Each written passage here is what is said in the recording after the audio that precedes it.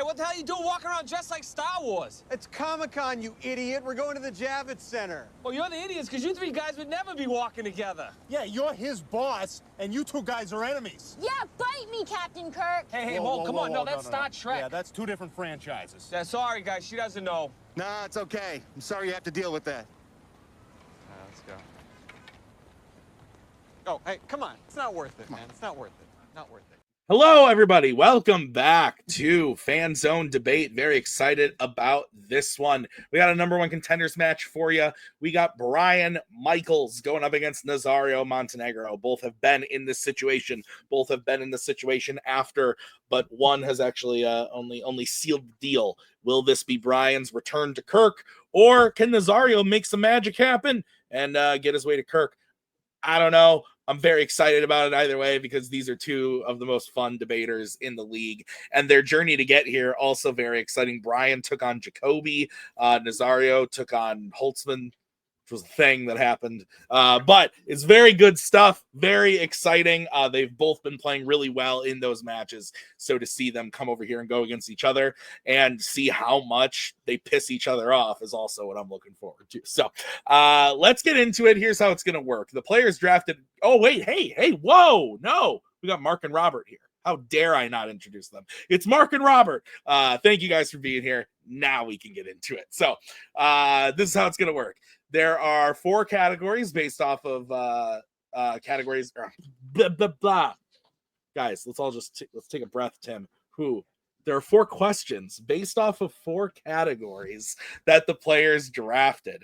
They are going to debate those questions tonight before our very souls. So they're each going to get a 1-minute opening, followed by a 5-minute freeform, followed by a 1-minute closing. At the end of the debate, Mark, Robert, and I will write on our handy-dandy boards or hotel paper.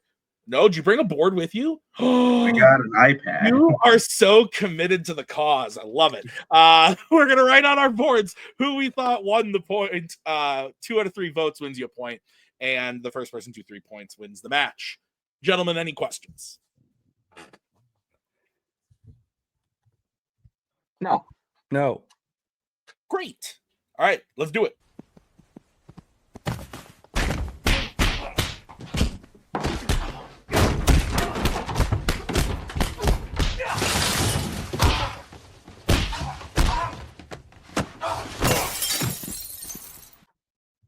All right, we are going to kick this off with the first category, which was drafted by Brian in the category of directors.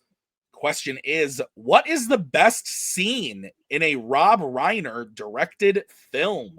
Brian, because you drafted this, you get to kick it off. You have 1 minute when you start talking. All right. Rob Reiner had this incredible run of movies in the late 80s and early 90s, and one of the best of that run was A Few Good Men. Written by Aaron Sorkin based on his own original stage play, it's a film filled with great iconic scenes that culminates in what is not only one of the best scenes of the film, but the best scene of Rob Reiner's career. And that is the scene where Lieutenant Caffey calls Colonel Jessup to the stand in an effort to get him to admit he ordered the code red. The whole scene is filled with perfect, infinitely quotable dialogue and Sorkin's trademark memorable speeches. The cast puts on an acting masterclass in the scene, led, of course, by Jack Nicholson's iconic performance, but everyone's on their A game. Tom Cruise, Kevin Bacon, the judge, even just subtle moments from Demi Moore, Kevin Pollak, or the soldiers on trial. It's a scene that's little more than 2 men talking, yet is more intense than most action scenes. It's a verbal chess game between Caffey and Jessup. Jessup stonewalls and condescends, while Caffey pokes at him and plays into his ego. The whole scene is filled with tension and builds to Jessup's epic speech, followed by his outburst admitting to ordering the code red. From the writing to the acting to directing, it's just one perfect scene. Rob Reiner's best scene. Okay, we're going to move over to Nazario. Nazario, you have 1 minute to open your argument when you start talking. That felt kind of rehearsed. Okay, I think the best scene on a Rob Reiner film is actually the duel between the Six-Fingered Man and Inigo Montoya. Because it's kind of like a culmination for his whole arc during the movie. You know when you meet him that he's an honorable fighter and that all he wants is to find the man that killed his dad. And he wants revenge. He has been practicing all his life for this thing that he just wants. He pictures how he wants to do it. And then when we see that he finds the man finally, and then he has the duel, and at some point it looks like he might not actually won, and then he makes that comeback. It's just a beautiful emotional mountain of stakes that is happening here. And then the choreography itself of the fight is pretty amazing. It's pretty entertaining. And then when it all builds and builds and builds to that final satisfaction moment where he beats them and he delivers that speech where that's like, offer me stuff, offer me everything I want. And then he has that line that just kills him. Beautiful moment. Time. All right, two excellent scenes, two excellent movies, gentlemen. 5 minutes when one of you starts talking. I will throw up the 1 minute warning when the time comes. Don't talk over each other or be rude or anything. I'll throw up to let your opponent talk. Don't make me do it. I'll send Nick to your house, and he kind of smells lately, so you don't want it. So 5 minutes. So you talk about how you're seeing builds and builds into this great, crescendo, but the problem is that your scene is constantly interrupted. The duel actually keeps cutting away to other scenes for minutes at a time, like the princess talking to the king and queen, Fezzik wandering the castle. It's Buttercup and Wesley. It's actually followed by an even better scene with Wesley and Humperdinck with his to the pain scene, which is actually the better scene of this movie. Half of your duel is actually just him chasing down a hallway, and then he runs down the next hallway, then he runs down the next hallway. And once he catches up to him, it's a couple of clanging of swords. He repeats some lines. Yes, entertaining lines, but then he stabs him, and it's over. The best thing here, he almost doesn't get what he's looking for. When the Six Finger Man realizes that he's outmatched, he just starts running away like a coward because it reinforces the fact that he's a coward. And then Inigo just runs after him and says, like, Fennec, help me! He's escaping! I'm not gonna get my closure. And you feel it. You feel that the guy may actually escape. And you feel that moment where his heart is breaking because he's not going to get to do the thing he has worked his whole life for, which is get revenge for his father. It's a beautiful scene. Yes, it is undercut by other moments, but it is a complete section of the film that records this. And don't you dare tell me that the other ending is better than this. When he finally beats him, and he says, give me everything you can. Offer me whatever. He says, like, all the jewels, all the money, everything you want. And he says, I want my father back, you son of a bitch. The fucking release. That is what makes this moment so fucking beautiful. Your movie sucks. I'll talk about it later, but you can go. No, I admit there are some great lines. That last line of I want my father back, you son of a bitch, it's a good line. But the problem is you picked the duel as the scene, and there's very little actual duel in there. Yes, the situation, what he wants from him, and what he hopes to get from him is great. But the problem is there's very little dueling. Like I said, it's mostly just him running away. And then when there actually is a duel, you talk about great choreography. There was no choreography. It was just some clanging of the swords back and forth, like some kids would do with lightsabers out in the yard. But if you're talking about simplicity, because actually, yeah, it has choreography, it has tension. And when I said the duel, I meant the whole scene from the beginning of the duel to the ending of the duel. Yours is literally people talking. But this is the problem with yours. Yes, they are both memorable scenes. Everybody remembers, hi, my name is Inigo Hello, my name is Inigo Montoya. You killed my father, prepare to die. And everybody remembers, did you order a concert? Yes, I ordered a concert. Yeah, everybody remembers that shit. But the problem here is your scene of two people talking and trying to get that release in the end is what is the both movies have been building up to this moment, and both movies get the moment. But in your movie, the bad guy doesn't learn shit. He thinks he did the right thing. There's no remorse. He feels confused when he's walk off the fucking testifying stand, and he's like, "What the fuck? Why am I getting arrested?" How can you feel any satisfaction to that? He didn't learn anything. Your six-fingered man didn't learn anything. He has no remorse. He's just mad that he got caught and he's about to get stabbed, so he gives up and says, I'll offer you anything. He has not learned anything or changed at all. He got shown up for being a coward. And yes, he fucking begged. He begged for his life. He offered everything he could because that doesn't mean he learned anything. When you squeeze it. When you squeeze that fucking moment, like, yeah, fuck you. I'm going to kill you because you cannot give me my dad back. When this guy gets arrested, he's like, I didn't do anything fucking wrong. The guy didn't learn anything. So a villain that doesn't learn his lesson, that you cannot see he gets his comeuppance, how can you enjoy that? It's an empty moment. You're trying to judge mine by that, but yours definitely didn't learn anything. He begged for his life because he was defeated. He didn't learn anything. He didn't change. He didn't decide that he was wrong. He was just done. And yes, mine, he fights it and he shouts at Kathy and tries to say, I'll get you. And it's just because he's fighting against it. Just because mine isn't a coward doesn't mean he got his comeuppance any less than yours did. Yes, but it's an empty comeuppance because when he says, you can't handle the truth, and he says what happened, and he ordered the code red, he was doing it from a position where he felt entitled to because he was dismissive of everybody else. He never saw Tom Cruise as his equal. He never thought that the system was something he had to adapt to. He just had the system adapted to him. And this is the thing. Both scenes are good. Both scenes have an emotional payoff, but mine is cathartic because you can see the guy being humiliated. You see the guy begging. You can see it in the eyes of Inigo Montoya when he says, "I want my father back, you son of a bitch." You can see Now the relief when fucking Kathy die." realized that he got this guy because of his ego. He got this guy to admit what he did because he thought, well, nobody can ever hold me against it because I am the law. I am the leader.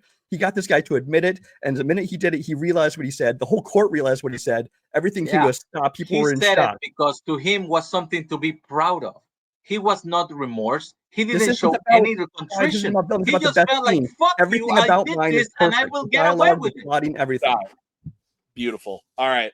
We're gonna start with Nazario. Nazario, excuse me. You have 1 minute to close when you start.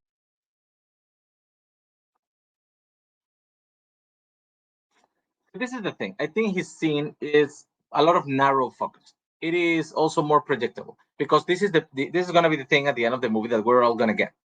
And you know it's coming, and when you get it, you're like, okay, it was a good thing. He gave it to me, but now I want that guy to fucking suffer for what he did. He doesn't. He doesn't give a shit because he never feels he actually did anything wrong. He doesn't show any remorse. And it's actually a pretty limited focus scene. In mine, it's something that develops from Inigo Montoya's whole development as a character. He tells you what he wants to do, but he never gives you that final line that he's going to do. So when he sees that six-finger man is going to escape, he actually feels heartbroken. He says, "Patrick, help me! Cannot let him go. I've been looking for this for my whole life." And he fights him. And he fights him in a fun choreography that is very entertaining until the point where he defeats him. And then you get that release. Then he's like, "Now offer me everything you can do, and I will still fucking kill you because you cannot give me my back, you son of a bitch." Love that move. Time. All right. Let's go over to Brian. Brian, you have 1 minute to close when you start talking. I won't even try to deny Nazario's scene in Princess Bride is fun. It absolutely is. I love the movie. I love the characters. I love the story. But the duel he chose is not a particularly impressive scene on its own. It's not even the best scene of that film, let alone of Rob Reiner's career. Half of it, like I said, is just running down hallways. And sure, he has some fun lines in the scene, but that is not enough to call it the best scene out of all Rob Reiner's films. The question isn't most cathartic. It's not most satisfying ending. It's not which villain got the best comeuppance. It's the best scene. A Few Good Men, on the other hand, boasts a scene that is masterful in every way. In terms of the story, it's the tense, unpredictable climax of the film. The stakes are high for the soldiers on trial, for Kathy, for Jessup, and the atmosphere and pacing through the scene is like a time bomb about to go off. The writing is just perfect, every single line memorable and effective. The acting is amazing across the board. First and foremost, Jack Nicholson putting on what may be the best scene of his career as well. Rob Reiner crafted his best work here and has never been able to top it since. Okay. All right. Bring in the judges.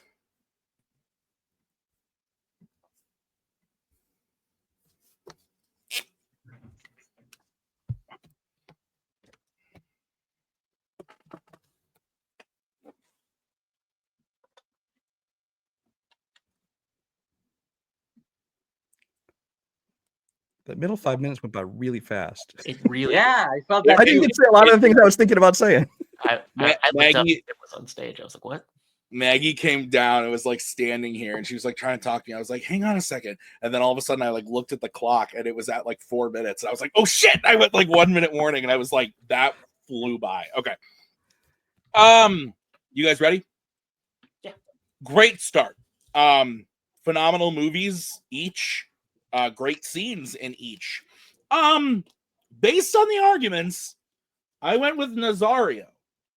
I actually was convinced more about just like best scene.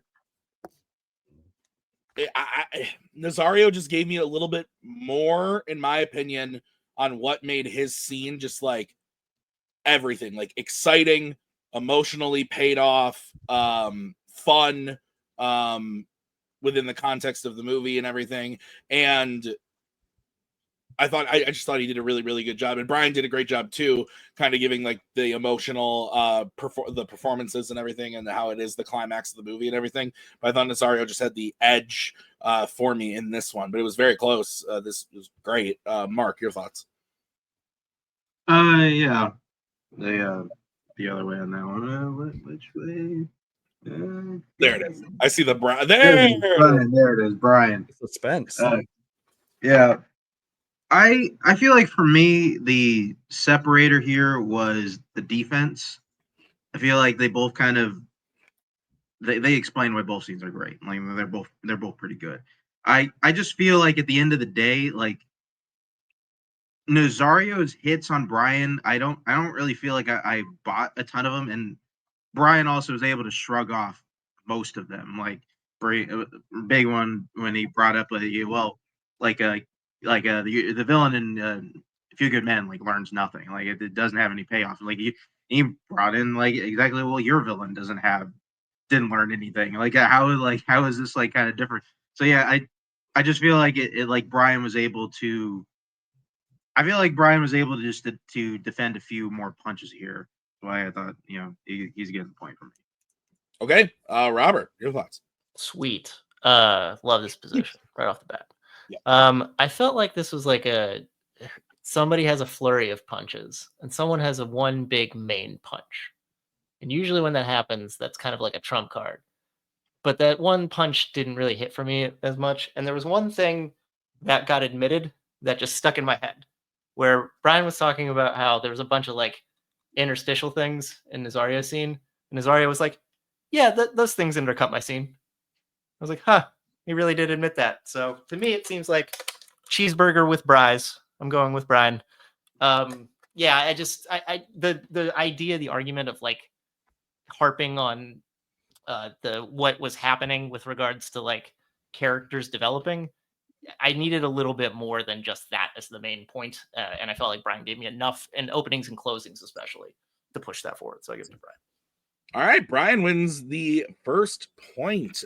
So we're going to move on to question number 2, which was drafted by Nazario in the category of Disney.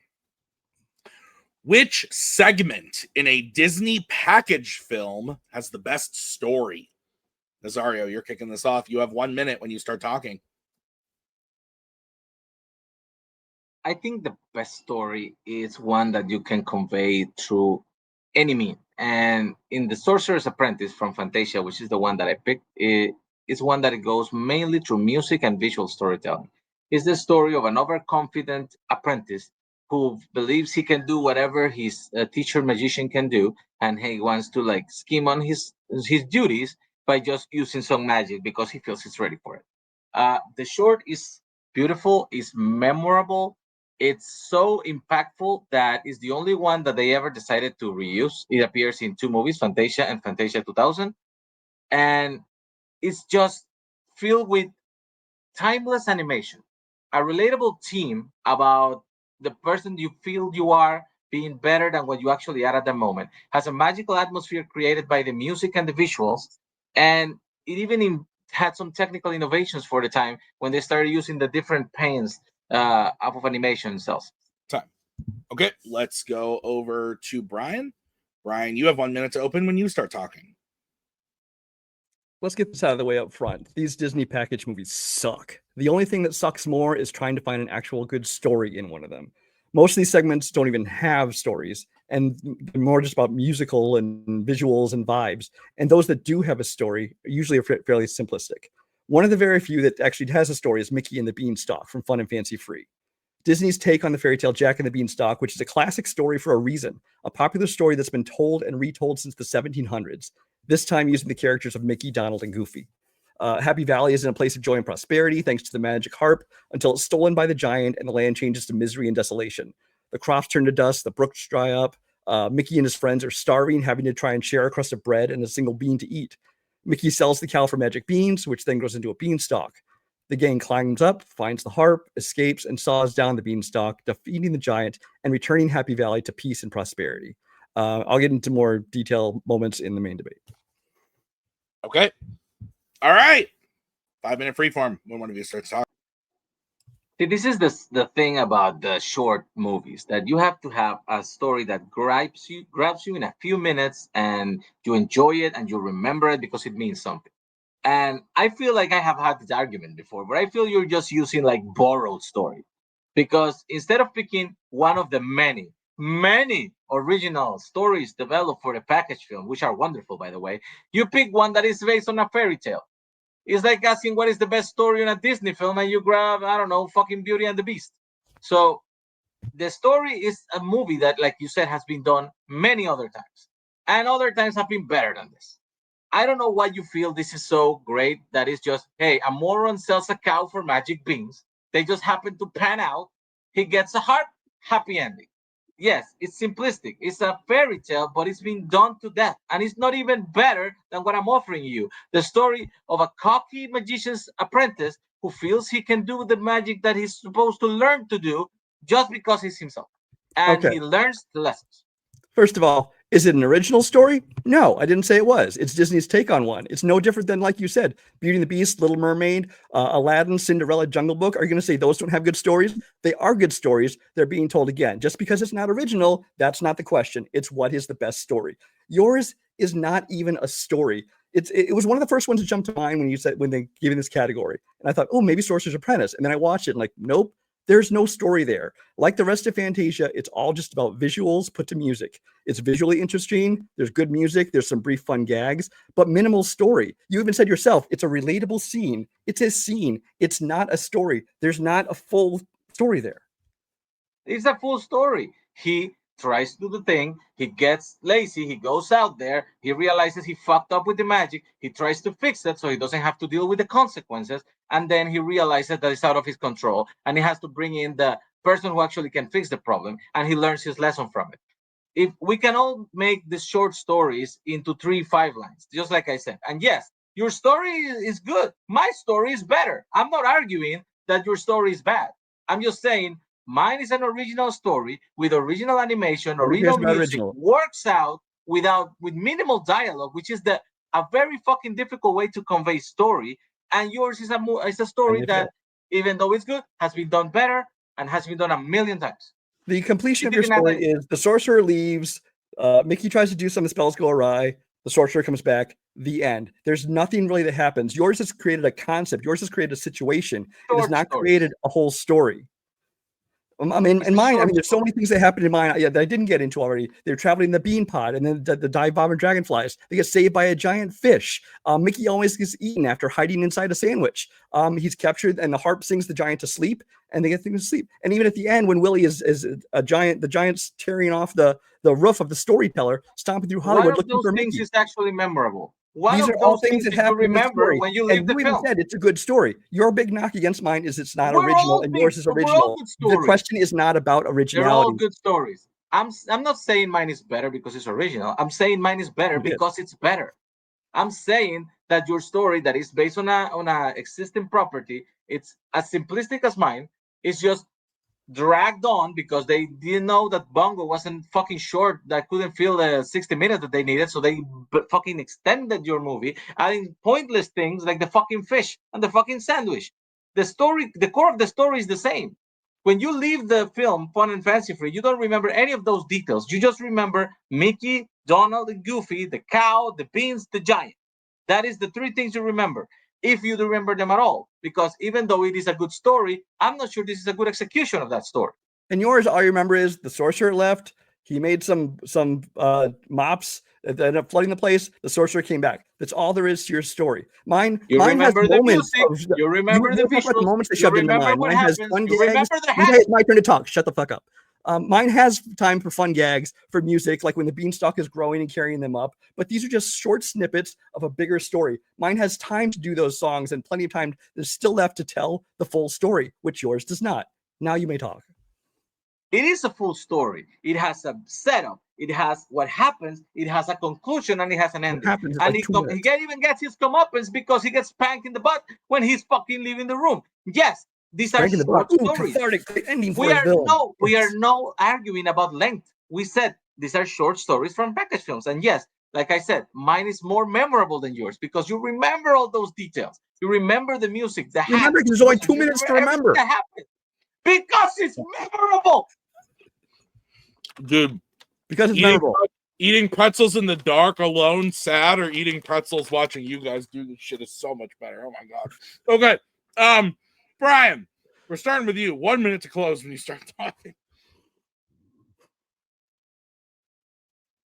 This was simply the wrong question to pick Sorcerer's Apprentice for. If the question was most memorable or iconic segment, or the best use of music or best animation, most memorable, it could maybe win. But story is not its strong suit at all. It's visually interesting, it has good music, it has some fun gags, but music isn't story. Animation isn't story. It has minimal story to it at all, and what little there is isn't very good. Mickey and the Beanstalk is another telling of a classic story that has stood the test of time. Is it a truly great story? Probably not. But compared to the rest of the Disney package segments, it's The Godfather. It's Citizen Kane. It's a rare, real story in this category with a beginning, a middle, and an end that has time to include musical interludes and visual gags like Sorcerer's Apprentice does. But unlike in that, here they are just pieces of a larger actual plot. Not all the segment has going for it, like in Sorcerer's Apprentice. Mickey and the Beanstalk tells a complete story, while yours feels like a single scene in one, which is exactly what you called it when you said it's a relatable scene. Okay. We're going to move over to Nazario. Nazario, you have 1 minute to close when you start talking. The Sorcerer's Apprentice is a masterwork of visual storytelling because, yes, there is a story to it. You have a setup, you have a middle, you have a a plot development, and you have an ending. It's short because we are talking about short movies. It's understandable because you can relate to it. And yes, even if it doesn't have any dialogue, you understand every single thing that is happening. You know why he thinks he can do magic. You know why he wants to do it because he's lazy. You know that he feels that everything is going wrong, and then how he tries to fix it, and how he just keeps making it worse. And he learns his lesson in the end. He's ashamed. He apologizes visually, yes, because it's a visual storytelling medium, but the story is the background. And then he gets his comeuppance in the end. Your story has been done to death. It's not even the best version of that story. It actually feels stretched to the point of breaking because they have to add a bunch of nonsense that don't fucking help the story itself. And like I said, if you go to the basics, Moron sells the cow, he gets magic beans, they pan out, good shit. It doesn't even have an ending. The fucking giant is looking for them at the end. Okay. Bring in the judges.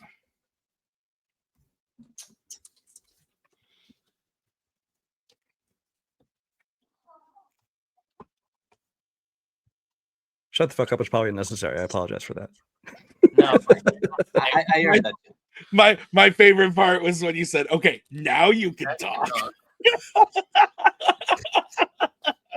Like, you've been talking so long, give me a chance.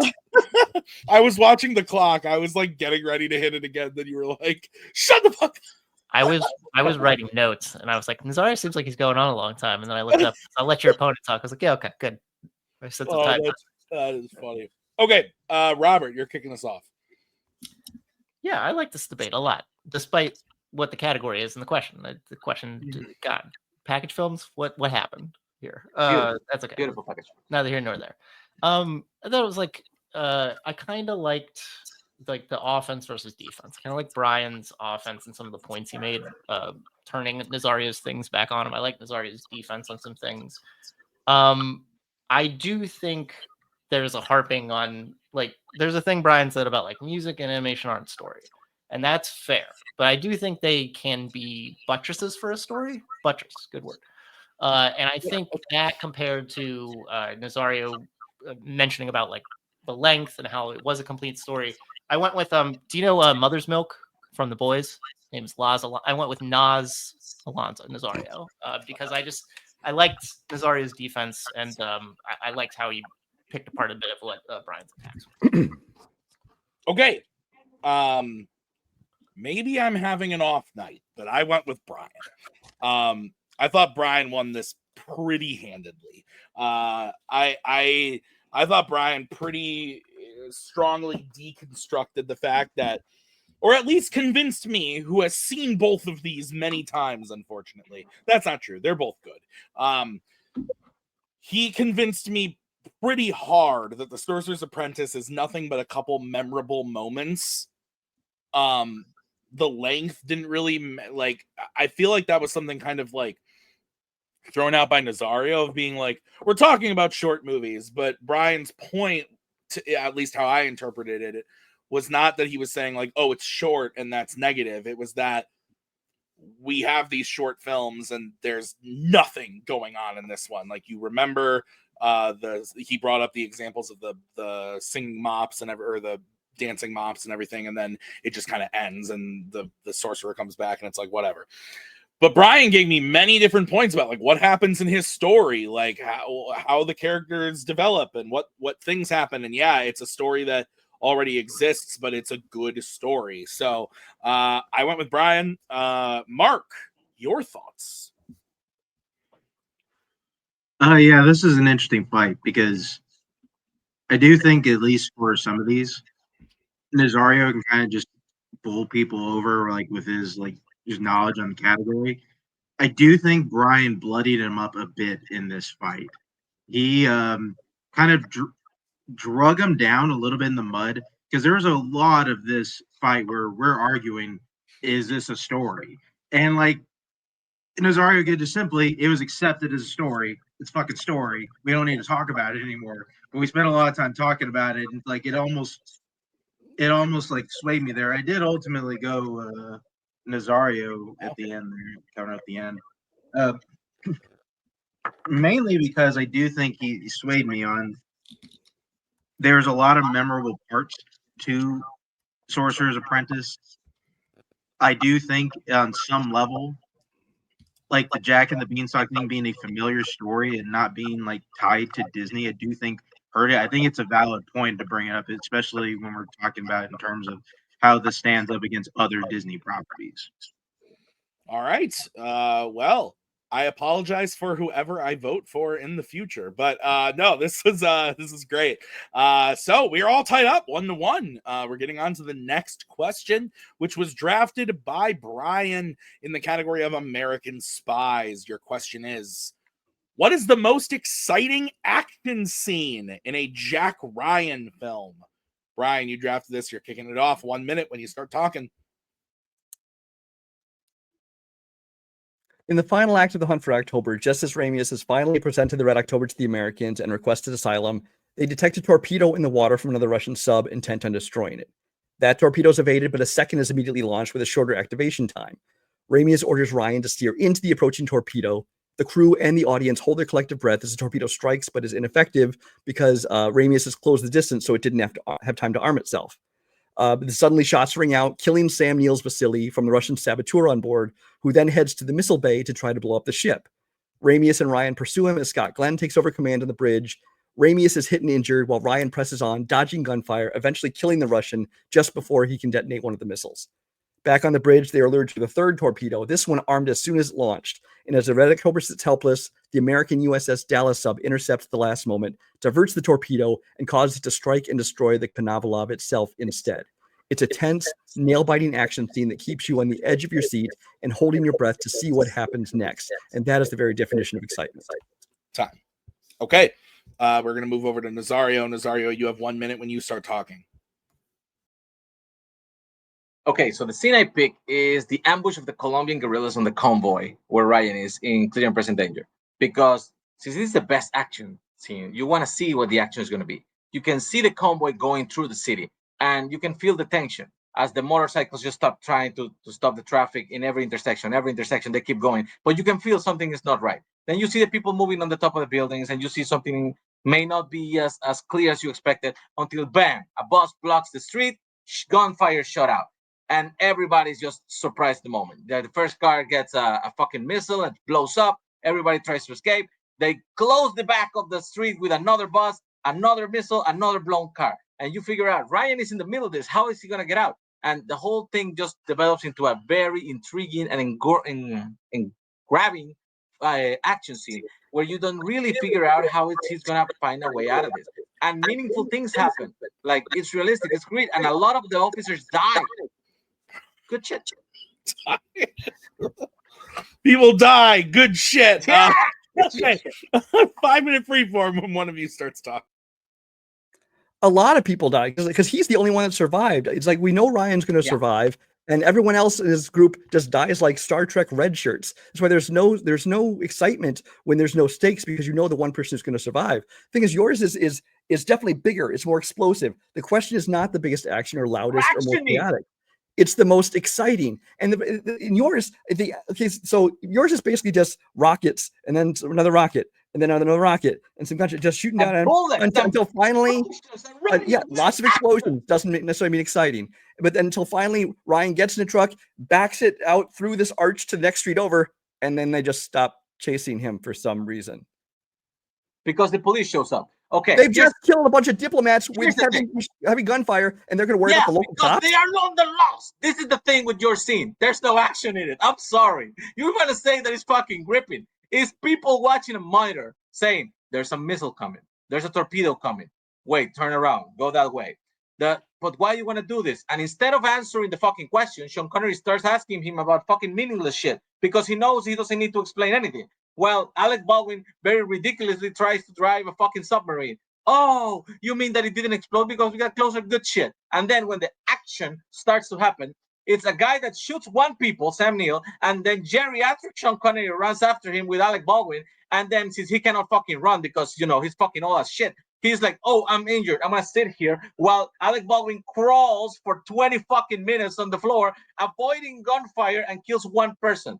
Nothing that happens between the submarines you watch is nothing actually shown on screen. It's all in here. It's tension. It's if you say it's a good thriller scene, it is, but it's not a good action scene. In the words of Mark Menchaca, it was accepted as action, so it's an action scene. You can just throw that argument out the window. So all that talking was for nothing. Right. As far as the speed of mine, yes, it moves slower. It's like most submarines. Most submarines move very slowly. They don't maneuver very fast. So it's all about strategy. It's all about outdoing the guy. So there is an action scene and there is excitement because the stakes are for everybody on there is going to die if one of these things hits. And they have to not only outsmart the other captain, they have to outmaneuver the torpedoes. They have to deal with that at the same time. They got somebody inside the ship shooting at them, trying to kill people, and then trying to get to the missile bay where he can detonate one of the missiles and blow up the entire ship on top of that. It is excitement because of the anticipation, because of the nail-biting moments, and you don't know what's going to happen. And that's excitement. It's not all about explosions. I said Alec Baldwin and Sean Connery are slow as fuck for 20 fucking minutes trying to catch one guy. What the fuck does that have to do with the speed of the fucking submarines? Hey, it's like 10 minutes of Alec Baldwin dragging his ass over the floor of that submarine, avoiding one gunfire, another gunfire. My scene is a convoy that gets blocked off on both exits. A lot of gunfire, a lot of surprises because they come up with a fucking missile. I will give you that point. In the back. They show another missile and they blows up. And when he's trapped in the middle, you may think that, hey, he's the main character. He might survive. Just like I could say Alec Baldwin is fucking Ryan. He will also survive. But my point is, you can see what he's going to do there. So there's no fucking tension. In this one, you can see what you don't see what it's going to be because he's trapped between 4 fucking buildings and 2 buses. And he finds a way out. And barely, the guy who was driving the car gets killed in front of him. So he has to try to get control of a car that is half exploded. He runs out through an alley and it finally stops because the police shows up and they give up on the pursuit. It's an exciting scene. It takes 5 minutes and it's all action. Yours takes 20 minutes and it's all dragging themselves on the floor. Yours is just is an action scene. And like I said, I will give you, yours is more action packed. Yours has more explosions. But the question is the most exciting, and the excitement isn't yours. Yours has got explosions, but not that much is actually happening. It's yours. He spends half the time, most of the time actually, just hiding behind car, hiding behind walls, hiding this wall explosions going on. There's no excitement going on. There's just bombastic. And then once he does, like you said, he gets back in the car, drives to the next street, and they stop attacking him because there are no stakes in your scene. Of course there are stakes. They kill all the fucking officers the U.S. sent to Colombia to but Ryan's not going to die. They killed everyone else, so there are no stakes left. So what happens on your scene where when he drags himself for 10 minutes on the floor and you know he's not going to die, so there's nothing happening. Mine at least has some people as fodder for the guns and the violence that is showing you. Is the excitement that you get from the action. Actually makes it more boring. Just because my people are cool under pressure, whether you have Sean Connery or whether it's Scott Glenn, whichever time they're at the head of the bridge, when they're using strategy, when they're using maneuvers, when they're trying to figure out how to get out of this and how they're going to survive and what they need to do, and there's the anticipation of the torpedoes are going to hit. And just because my people are cool under pressure, while yours is just screaming and running and arms flailing, and because he doesn't know what to do in the chaos, does not make it more exciting. It's a better action scene because nobody dies. It's not better action scene. It's more exciting because there's nobody there. How is that better?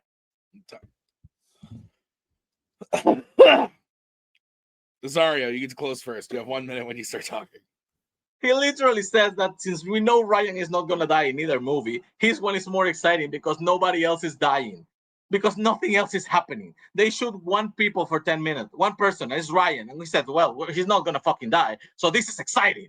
Mine, he has a bunch of officers that came from the FBI, from the CIA, and you think maybe some of these will survive because he needs some backup to complete this mission. No, they keep dying. When you think the guy that is driving the car is not gonna die, he gets shot in the face, and then Ryan has to drive a half-exploded car and get out of the situation. And then he keeps dragging the one guy he thought he was alive, he was gonna save him, and when he gets to the next one, he realizes that guy is also dead. So they're all fucking dead. After a swirl of bullets, explosions, car crashes for 5 fucking intense minutes would make it a great action scene. He's the only survivor, and we move on with the movie. His movie, you never see the torpedoes, you never see the other submarine, you just see Sean Connery laying in the floor and Ryan dragging himself for 10 minutes. Dragging himself for 10 minutes. Strike it from the record. All right, we're going to go over to Brian. Brian, you have 1 minute when you start talking. Fact check, you frequently see the torpedoes and you frequently see the other submarines. And you keep equating exciting with most fast-paced or most explosive, which isn't the question. This final battle of Red October brings you everything you love about submarine films in one sequence. Navigating the political conflict, the claustrophobic hunt for it and gunfight with the enemy on board, the ticking clock as he attempts to blow up the ship, simultaneous with the external battle against another Russian sub. It's a well-earned climax to a terrific, tense action thriller. While the convoy attack in clear and present danger is a chaotic, frenzied action scene, kind of randomly shoehorned into an otherwise slow film, that is really nothing more than a series of rockets and gunfire, and then Ryan gets away by driving 50 feet to the next street. Excitement isn't always about speed and explosion and chaos. Excitement is being totally involved and entranced and anticipating what will happen next. The quiet nail-biting moments are just as exciting, if not even more so, than the more bombastic ones. Hunt for Red October established Jack Ryan movies as the thinking man's action thrillers. The franchise did become more action-oriented as it went on, but despite all the car chases, explosions, and yes, convoy ambushes, in terms of actual excitement, they've never outdone Red October. Time. Okay. Let's bring in the judges. This is all I wanted. Just Nazario yelling. Yeah, what happened to don't talk over your opponent? Forget about that shit.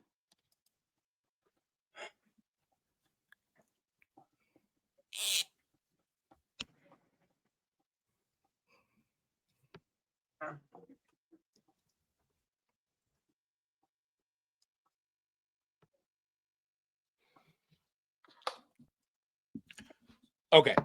Mark, you're kicking us off. Yeah. Let me see. I had to go. Oh, there we go. I had to go with Brian. Or that's an A. There's a Nazario's name doesn't start with B anyway. Yeah. So we had a Brian. Yeah. I'm not really sure. Just as a whole, I kind of bought in at least to the whole. Listen, we don't need to have a lot of action-packed stuff in the scene to make it exciting.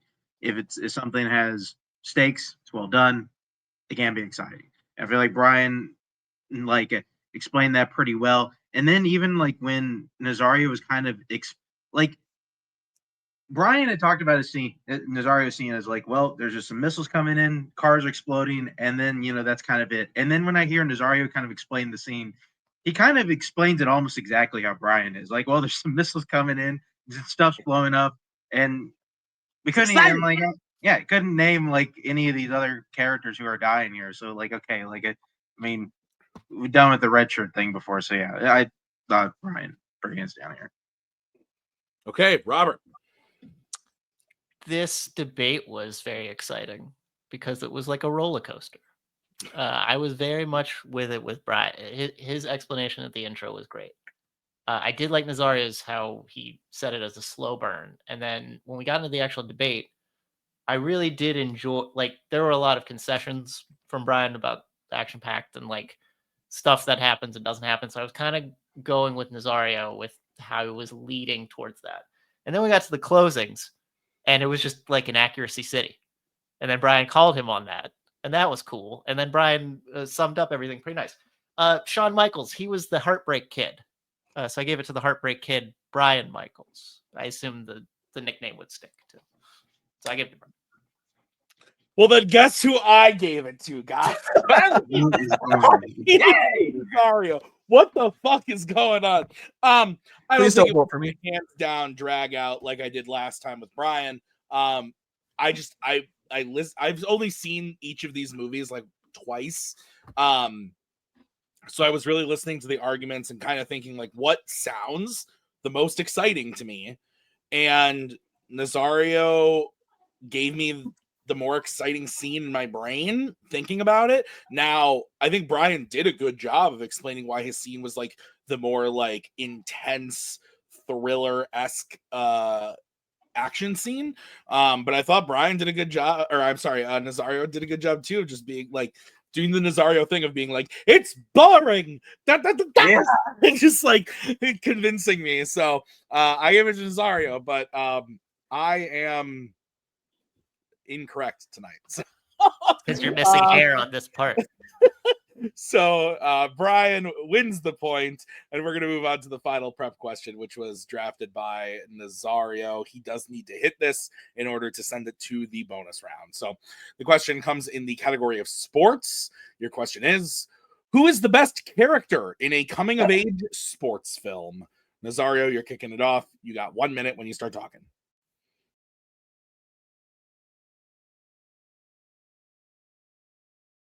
Best character in a coming-of-age sport film is Benny the Jet Rodriguez from The Sandlot. Benny is the natural leader of the Sandlot gang. He's confident, skilled, and kind, making him someone the other kids look up to. His leadership guides the group through their adventures and challenges. Benny's most famous moments are triumphant, and they show up when he has to rescue the Babe Ruth ball in the final scene, where he decides that he's going to do this for his friend. Benny takes Scott Smalls under his wing. He teaches him how to play baseball and helps him fit in with the group. His patience and encouragement embody the spirit of mentorship and friendship. Benny's love for baseball is infectious. His skill on the field, his friends, and the audience make him a symbol of dedication for his passion to the sport.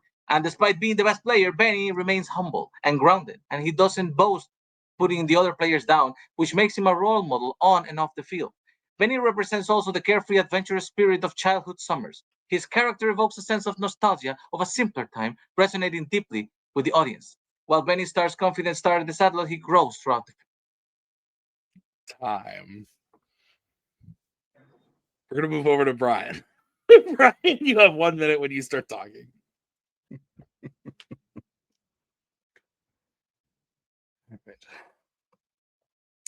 Sports movies, especially ones involving kids, are almost always full of stock characters. The nerds, the outcast, the tough guy, the one good lead, the one good athlete, the leader. I tried to pick someone who is unique, someone who is memorable if you've seen the film, and multidimensional. So I looked outside the formula films about usual sports like baseball, basketball, football, and landed on the crazy offbeat world of roller derby. Whip It specifically, starring Elliot Page as Bliss Cavender. And just to head this off, from this point on, when I'm saying she and her, I'm talking about the character, so you can all just not at me with your fake outrage. Bliss is a teenage girl who lives in small town Texas, where her controlling mother regularly pressures her to enter beauty pageants. It's clearly not her thing. She likes coloring her hair blue and listening to indie rock music, not dress shopping and brunches. She feels trapped and bored. One day she encounters members of a roller derby team and decides to sneak out with a friend to attend a match. She instantly falls in love with the free, crazy, fun nature of it, decides to try out for the team and makes it.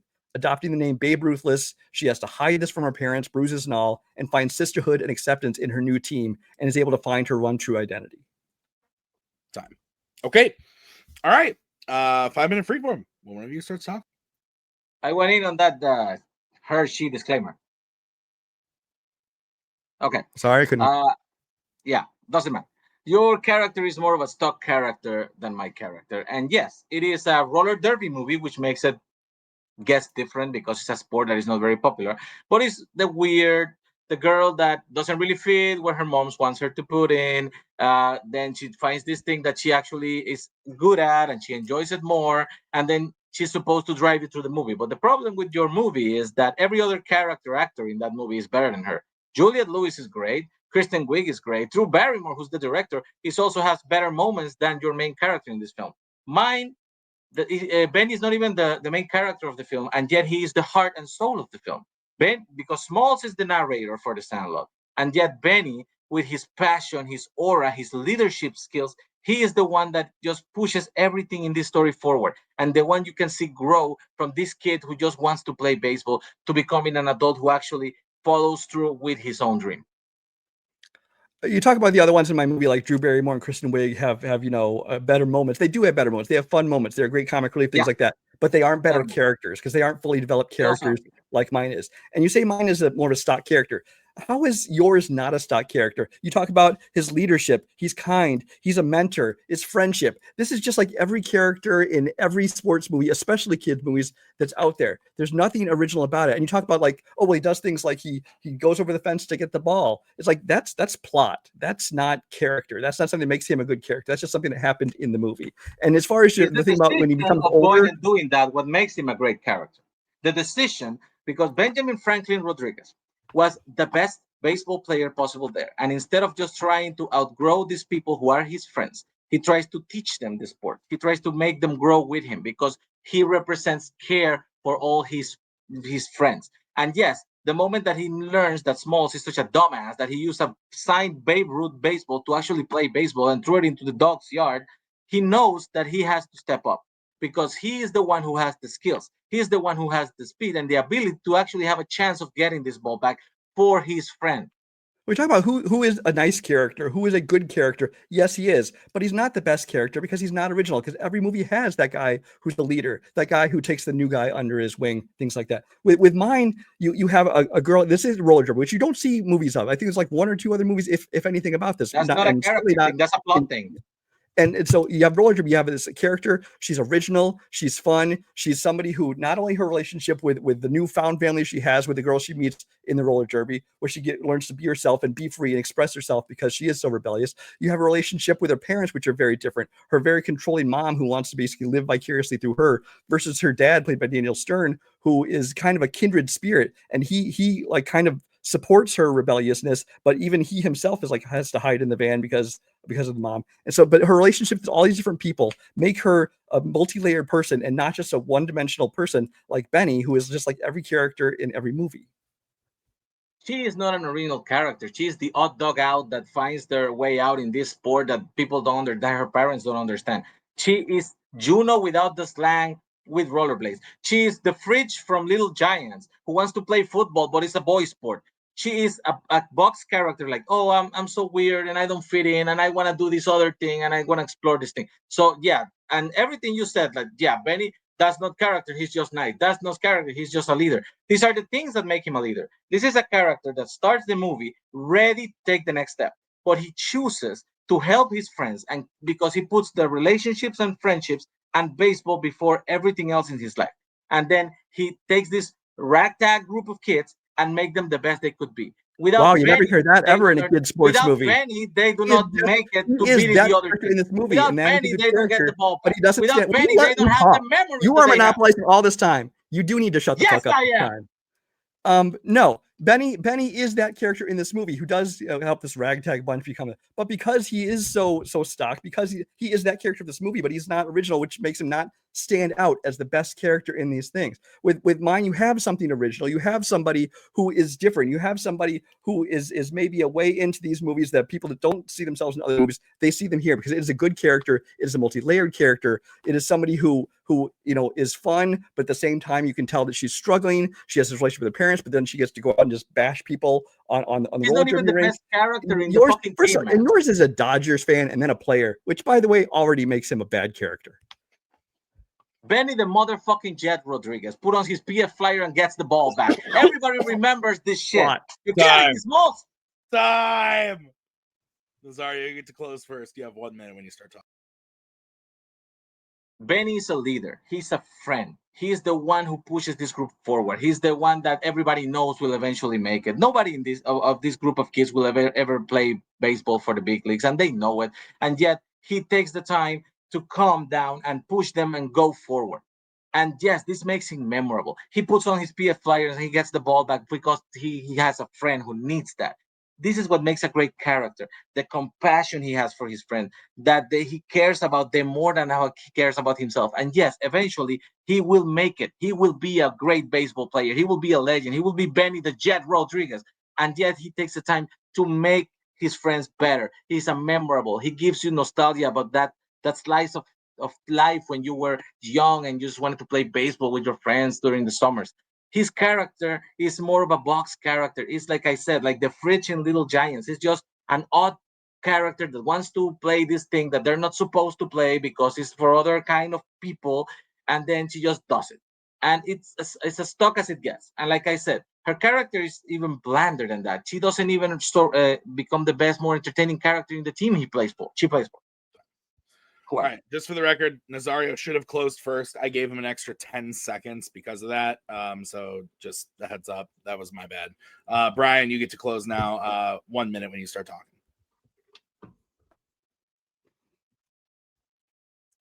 This movie gives you the nostalgia. It's not his character specifically that's giving you any nostalgia for this period. Benny's a character you do see in almost every kid's sports movie. There's always the one-star athlete. He's the nice guy who takes the new kid under his wing and helps him. But there's nothing unique about him to make him stand out as a great character. He is a nice guy, but he's no different than the nice guy in 100 other sports movies. He's a standard background character. The most interesting thing about him is that he went on to become a professional ball player, and that's just a throwaway postscript in the epilogue of the film. Bliss Cavender stands out as a far more interesting character. She's likable, quirky, and quippy, much like Paige's other role in Juno, though not to the same extreme. She's complex and layered, her double life and the length she goes to hide it, her very different relationships with each of her parents, her relationship with the found family of her new team, her journey to break free from the life that she doesn't want and enter this crazy world like roller derby that couldn't be more different. She changes throughout the film, taking control of her own life and finding her true identity. She's interesting, she's inspiring, and she's fun. She's a breath of fresh air in a subgenre normally filled with cookie-cutter characters like Benny, as much as you enjoy him. Time. Okay. Bring in the judges.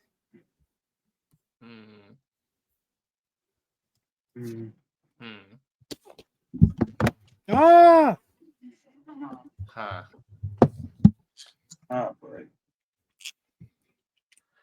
What?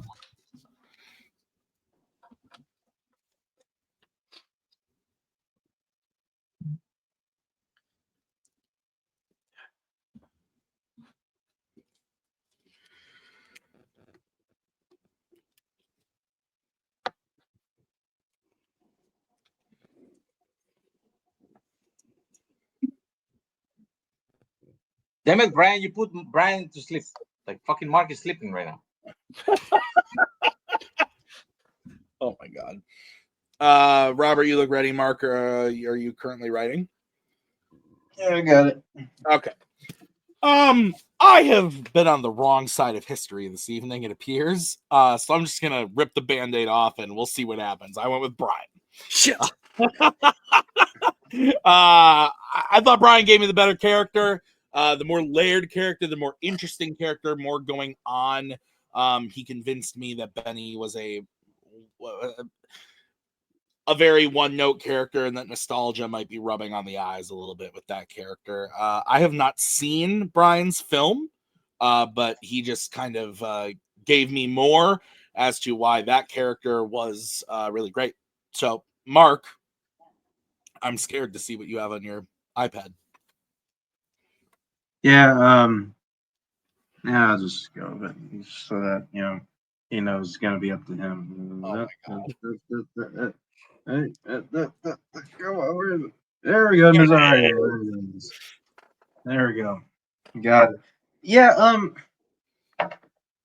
yeah, to be honest, like almost all the offense in this, at least attacking the other character, I feel like it's kind of a wash. I don't know. Like, I feel like both did a good job of saying, no, your character's kind of a stock character. It's nothing really special. Like, yeah, okay. Like, all right. Like, I get it.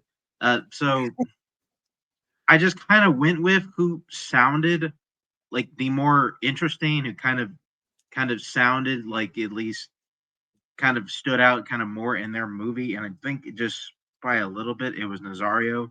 I think this one was probably the closest fight we've had, but yeah, it's where I leaned. Robert, does the trend continue?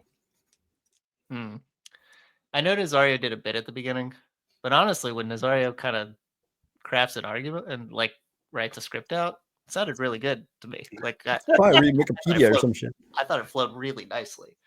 Yeah, Yeah, there's no way he wrote that. Well, fine. Whatever. Either way, it sounded really good to me. Brian had me for a bit. I haven't seen Whip It either. But I did like how he tried to dodge the minefield. There was one thing that stood out. He did address that Bliss was very much like Juno, which I disregarded because it's a sports question. Consider Juno a sportsman. But Nazario did bring up the fridge from Little Giants, and that never got addressed. And I do think that there are similarities there from what I could tell from the arguments.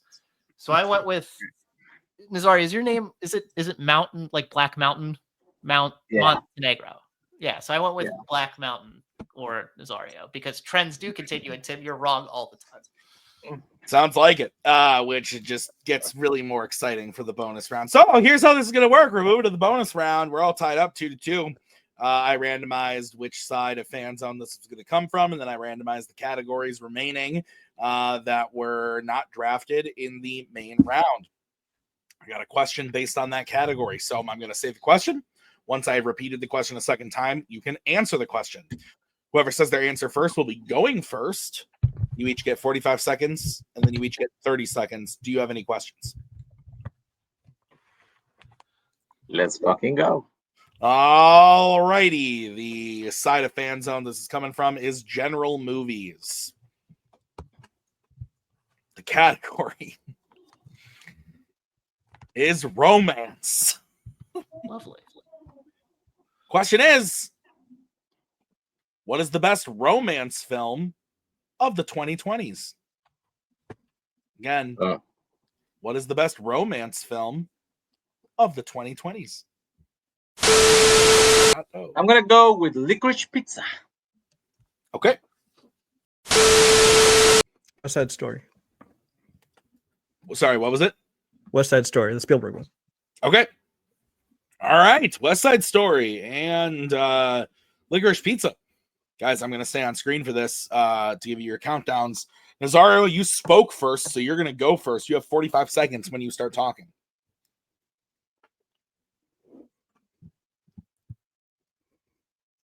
Paul Thomas Anderson brings us a beautiful love story about growing up. It's a coming-of-age love story between the kid, Gary, and when he falls in love with the photographic assistant, Alana, from when she's going to take his fucking high school picture. And yes, they don't have the correct age. They are 10 years apart, but yet he keeps insisting because he feels this connection with Alana. They share things, they share passions, and throughout the film, it just keeps growing on their relationship. They go their separate ways. She has other romances. He has other interests because he wants to become a successful businessman.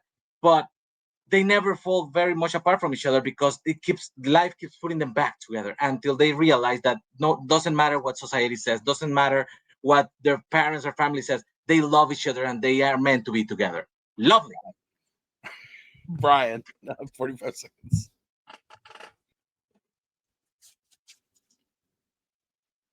West Side Story, once again, is based on a previous film. It's Romeo and Juliet, which is kind of a classic archetype of a story. And it has been made into a musical previously in West Side Story, which is a stage and then a movie, and now this one. But this one makes it even better. This one, you have the love story of the forbidden lovers on the opposite sides. You know, the families are never going to let this happen.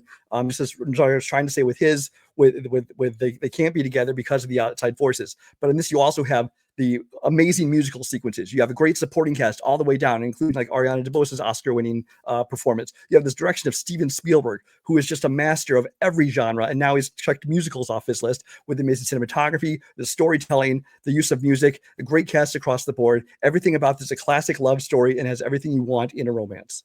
Time. Nazario, 30 seconds. Everything that comes from your movie has been done better before in Romance and Romeo and Juliet, and the original version of West Side Story, who has a better interpretation of this music, a better interpretation of this story, and it was more recognized by critics too. And my story, yes, it's like yours. They have a thing that separates them. Mine is their age. Yours is the fact that they are rival gangs. Yours also is freaking unbelievable because the guy just shows up to the woman he loves and says, "I just killed your brother." And she's like, "I don't care. I still love you. Let's pop." Come on, man. Here is reality situations. They are 10 years apart, and everything in society wants to keep them apart, and yet they keep going back to each other because they love each other and have a connection. Time. Brian, 30 seconds. Even if you think that your previous West Side Story is better, that doesn't matter because that one wasn't eligible for this category. This is the best of the 2020s. And this version of West Side Story is the best romance of the 2020s. Everything about it is perfect. The love story is believable. The cast is believable. The chemistry is believable. Yours is not even legal. If yours was gender swapped, it'd be a really fucking different movie because of there is 10 years difference. It's just fucking creepy. It's not romance. It's just a matter of this woman and this underage kid and this romance that really shouldn't happen on any level, on a legal level, on a moral level. Nothing about this. It's not romantic. It's creepy. Mine is romance. Oh my God. I don't know what was better. Nazario just screaming the word love. Oh man. Wow. Okay. Way he said fucks. That too. That was... Oh my God. Huh.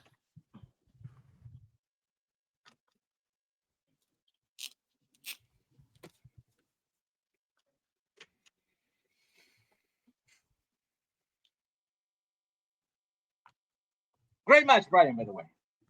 That was fun. Thank you. Even if you did mock me in the last question. I accept it. I completely accept your mocking. I deserve it. I want you both to win. This sucks. Like, oh man.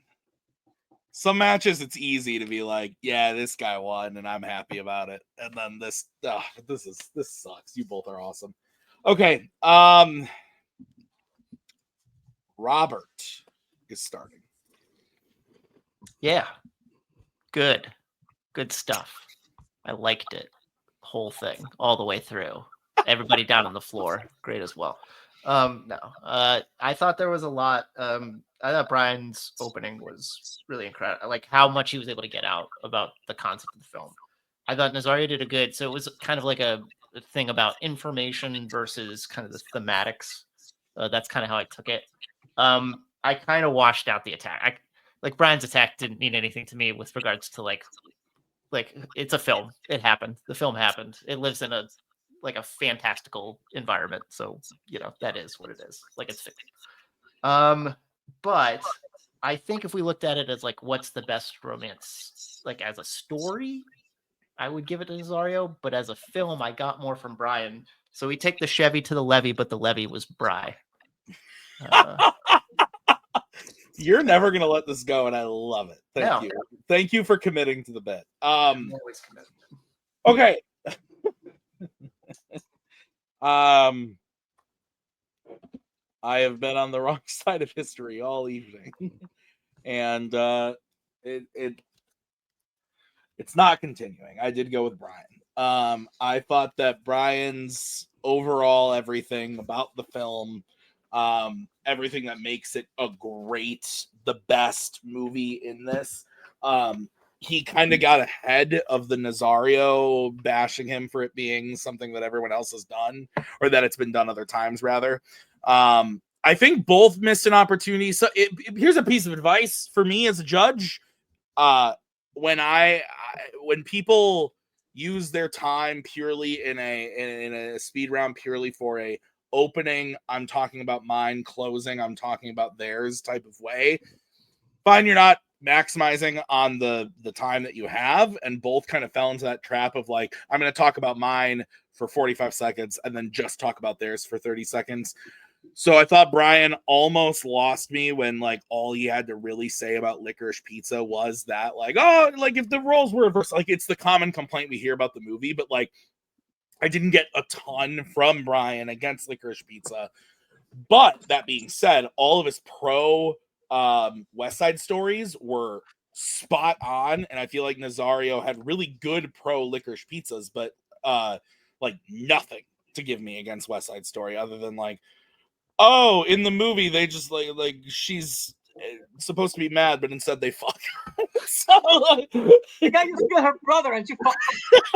It didn't really do anything for me, is my point. So I went with Brian. Mark, your vote does not count. Where would you have gone tonight? Whoa, there it is. Yeah, we're all in agreement. There we go. Yeah, Brian there. Yeah.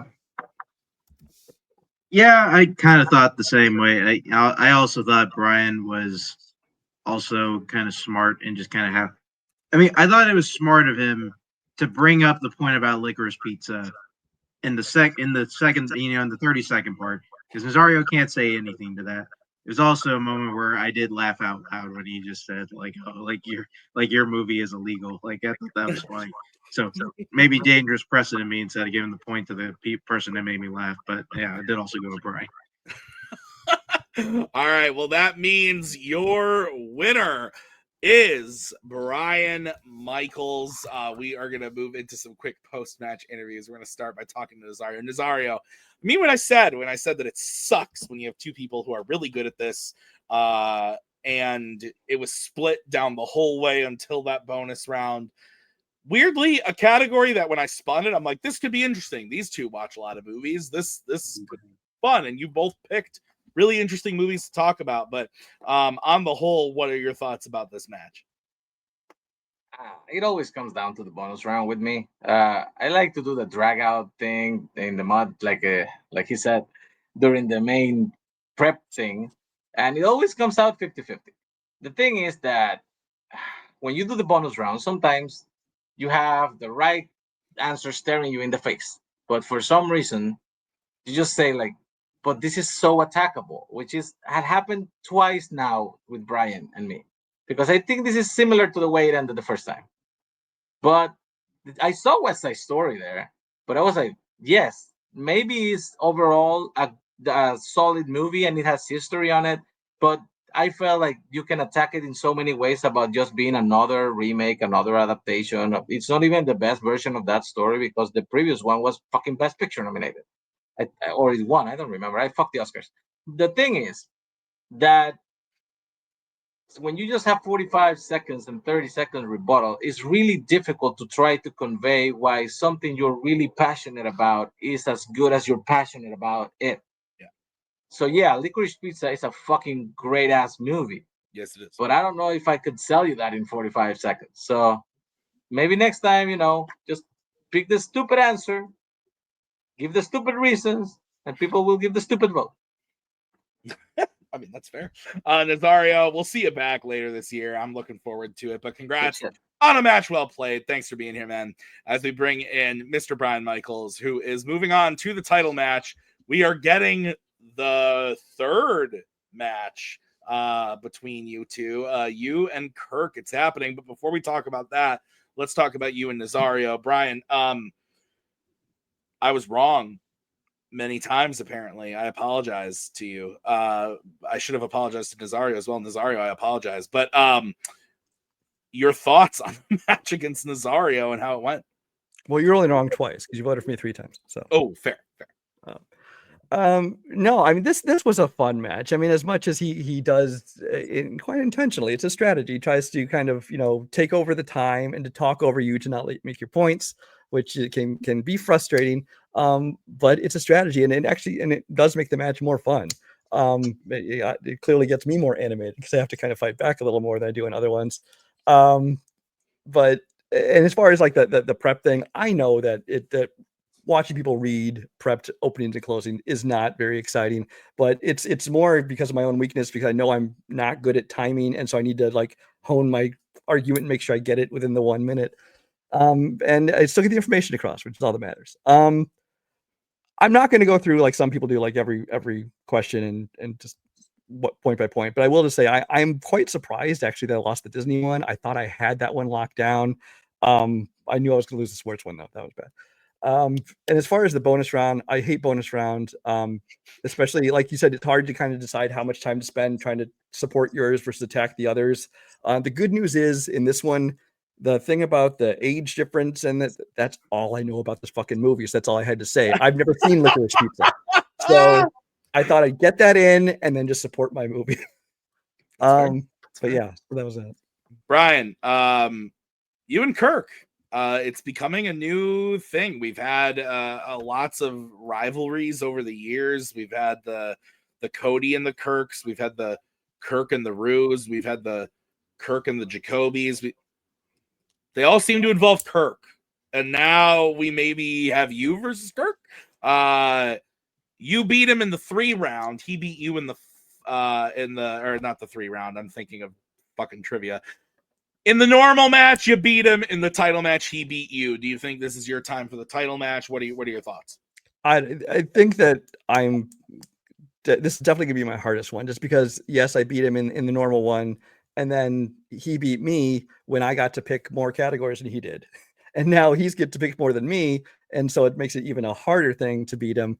I think last time I know where I lost it. I lost it in the speed round. And I lost it the minute I made my pick. My pick for the speed round question was shit, but it's just like I knew the minute I picked it, it was too late. The match was over. So I mean, I don't see this not going to at least one speed round, if not even two. So I'm just gonna have to, come to terms with that. I just have to do what I can in the regular match to try and win him over. Although with him picking more categories, it's gonna be tough because I already know the kind of shit he's gonna pick. So That's fair, Brian. I'm looking forward to it, and we are going to see that match next week. Very much looking forward to it, Brian. We'll see you then. But this was phenomenal. Thank you to Robert and Mark for joining me on this one. Thank you to Nazario and Brian. And thank you to everybody who helps make this show run. But that's going to do it for us. We'll see you next week with the title match. Until then, I've been Tim. We'll see you next time. Bye. There we go. Thanks a lot. Come again.